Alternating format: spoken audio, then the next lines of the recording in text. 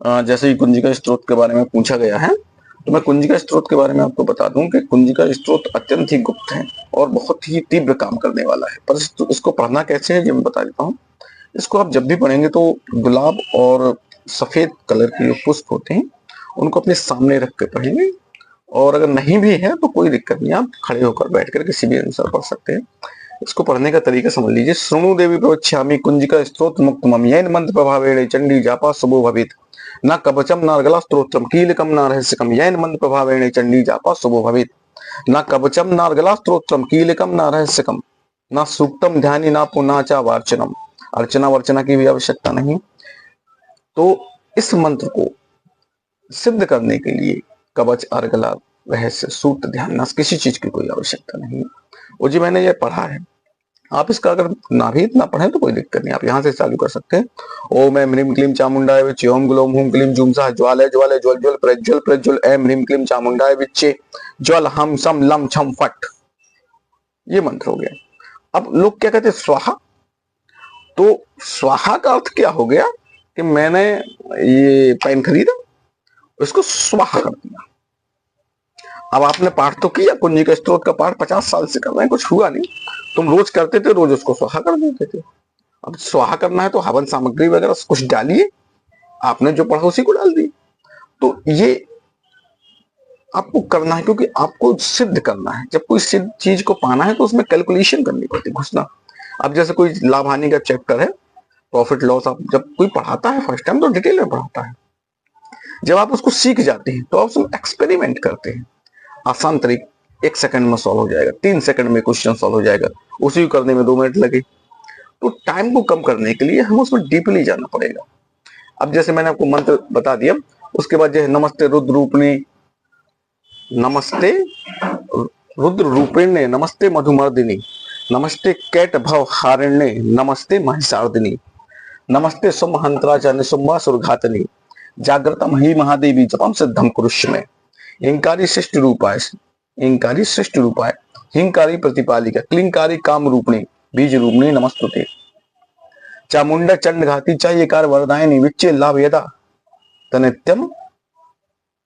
अब यहां पे भी एक चीज आती है, वर्ड आपको ये बताया गया है कि इंकारी सृष्टि रूपाय, क्लिंकारी प्रतिपालिका, इसमें हिरिंकारी है। तो क्लिंकारी और हिरिंकारी, काम रूपणे बीज रूपे नमस्ते। तो हम केवल यहां ये बताने की कोशिश कर रहे हैं कि इस मंत्र को पढ़ने के बाद माता की जो निर्वाण मंत्र होता है, ऐं ह्रीं क्लीं चामुंडाय विच्चे, जो निर्वाण मंत्र होता है उसके एक एक बीज का विधान बता रहे हैं। माता ने कैसे जो राक्षस थे सुम उसको कैसे मारा, हे माँ आपके ये पराक्रम था, आपने ऐसा किया। तो ये बात हम किसे बता रहे हैं? माता को। सिर्फ जैसे कि मैं इंटर नौकरी कर लूं, आपने इतना कष्ट झेला, आपने इतनी पढ़ाई की, आप इस नौकरी पे आए, तो आप मुझे कुछ ज्ञान दे दीजिए। तो जैसा कि हम एक निवेदन करते हैं माता से कि आप इतनी पराक्रमी हैं, आप इतनी विशाल हैं, आपके पास इतनी शक्तियां हैं, आप वो शक्तियां मुझे प्रदान कर दीजिए, क्योंकि मैं भी आपके ही दिशा निर्देशों में चलना चाहता हूं। तो माता को गुरु मानना पड़ेगा। तो सबसे पहले माता को गुरु मानो। जब आप गुरु भी मानोगे, भाई माता गुरु भी बन गई, माता भी बन गई, तो संपूर्ण रूप से वो आपकी सहायता करेंगे। अब आपने कुंजिका स्त्रोत पढ़ना तो चालू कर दिया, किताब ली, गीता प्रेस की आती है, उससे पढ़ना चालू कर दिया आपने, कंटिन्यू पढ़ते गए, इससे जादू होगा, ये उसमें जादू नहीं होगा। जादू मंत्र में है भाई। एक जैसे हम स्टूडेंट हैं, हम किताबें खरीद लाएंगे बुक स्टोर से, पढ़ेंगे, उसको सीखेंगे, कुछ ना कुछ तो मिलेगा ना, कैलकुलेशन करेंगे, सीखेंगे। परंतु जिसने वो किताब लिखी है, जो लेखक है, जिसने उस सूत्र को बनाया है, अगर वो हमें सिखाएगा तो हमारा टाइम कम लगेगा, रास्ता मिल जाएगा, सुविधाएं मिल जाएंगी। जो काम करने में हमें 20 मिनट लगेगा वो काम हमारा 20 सेकंड में हो जाएगा, प्लस हमें डीपली नॉलेज मिलेगी। तो कुंजिका स्त्रोत को, जैसे कुंजिका स्त्रोत आपको पढ़ के सुना दूं तो वो किताबों में भी आप उसको पढ़ लेंगे, लेकिन पढ़ना कैसे है मैं आपको ये बता रहा हूं।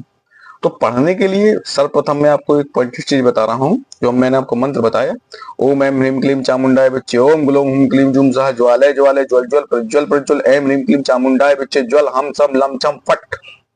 स्वाहा नहीं लगाना।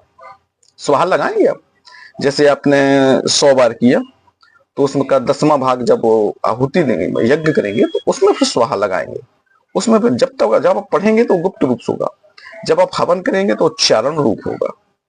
तो जैसे कि आपका कोई क्वेश्चन है, अगर आपसे पूछा जाएगा तो उसको इसी तरीके से बताना पड़ेगा।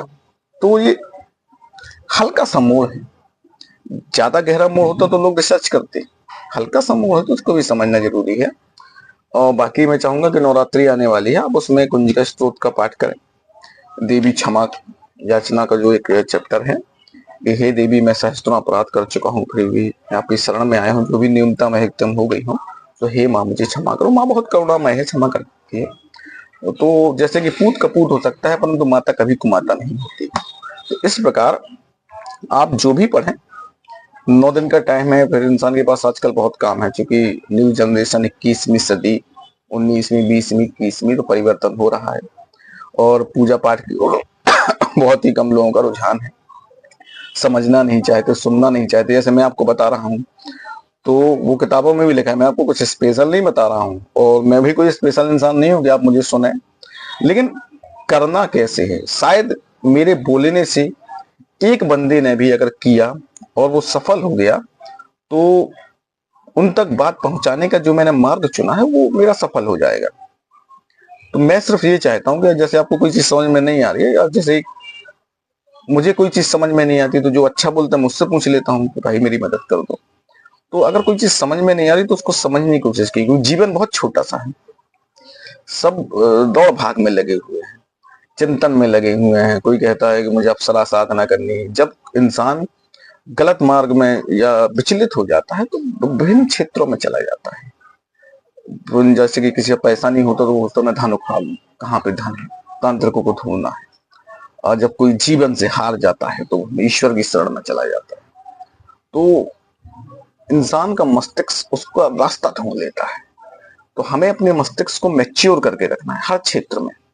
जैसे कि आपका मन उत्तेजना नहीं होती मन की कि यार इस बार नवरात्रि व्रत है, पूजा करना है, तो सही ढंग से करो, 2 दिन करो, सही ढंग से करो, फिर करो या ना करो। कोई इस पर बाउंडेशन नहीं है कि नहीं आप रोज मंदिर आइए, रोज मंत्र जाप कीजिए या ना कीजिए, वो आपके ऊपर डिपेंड करता है। करना है तो थोड़ा अपने गुरु की जो भी हो और जो भी इस क्षेत्र में थोड़ा बहुत ज्ञान रखते हैं उनकी सलाह लेके कीजिए। कोई काम अगर हम बेहतर नहीं कर सकते, अगर हम यहाँ से सीधा रास्ता नहीं जा सकते, रास्ता हमें पता नहीं है, तो हम उसमें भ्रमित भी ना हो, ताकि हम घूमने लगेंगे उसमें। या फिर जाइए मत, कोई काम करना है तो दिल से कीजिए, अदरवाइज मत कीजिए, उसमें कोई बात नहीं। जैसे कि हमारे एक ओशो महान वक्ता हैं थे, उनकी आप स्पीच सुनिए, वो भी काफी बेहतर है। उन्होंने भी काफी अपने क्षेत्र में अच्छा किया है।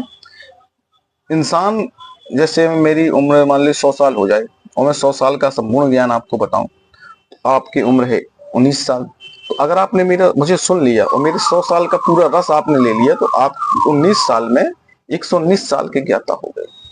तो बड़े बड़े जो लोग हैं, सक्सेसफुल लोग हैं, उनके बारे में पढ़ना चाहिए, उनको सुनना चाहिए, उनको समझना चाहिए, क्योंकि आगे आप लोग ही हैं जो देश को आगे बढ़ाएं।